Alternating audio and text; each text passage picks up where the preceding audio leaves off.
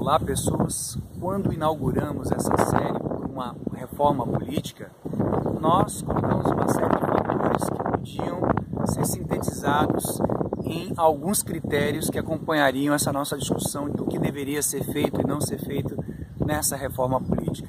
Eles foram sintetizados em 3 princípios, né? Uma reforma que seja representativa da sociedade brasileira e dos estados que a compõem, uma reforma que permita a maior participação e uma reforma que implique num sistema político de custo mais baixo, não só no momento da eleição, mas depois que a eleição já estiver sendo realizada e o sistema estiver atuando. Então, representatividade, participação e custo foram critérios para nós avaliarmos a eficiência e a desejabilidade ou não de cada componente proposto na reforma política. Dessa vez nós vamos tratar da questão dos suplentes. O que é que os suplentes afetam? Os suplentes afetam o problema ligado ao princípio 1, ou seja, o problema da representatividade. Qual é o problema do suplente no Brasil? O problema do suplente no Brasil é que você vota no candidato principal e esse candidato principal tem um suplente que você não conhece. Normalmente o empresário que tem recursos elevados para financiar a campanha de quem foi eleito, ou alguém que tem um cargo de liderança, de chefia dentro do partido, mas que, no entanto, não consegue ter muitos votos na eleição. O que é que um desses dois fazem? O rico ou o chefe do partido?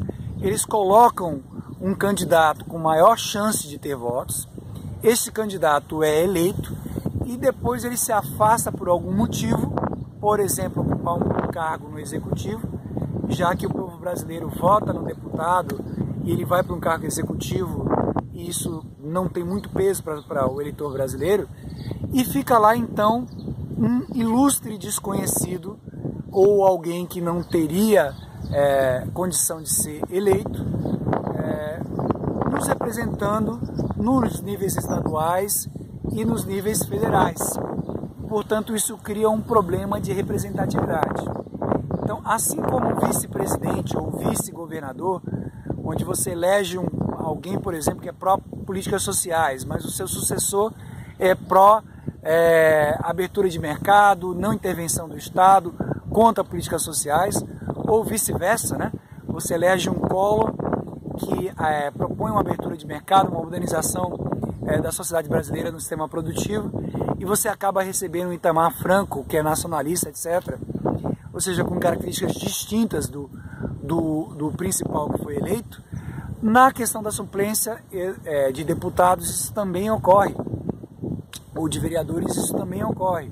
Você acaba votando num candidato que tem algumas características que você acha interessante, no entanto, acaba levando para a Câmara, para a Assembleia ou para o Congresso alguém com características bastante distintas e, além disso, desconhecidas, né?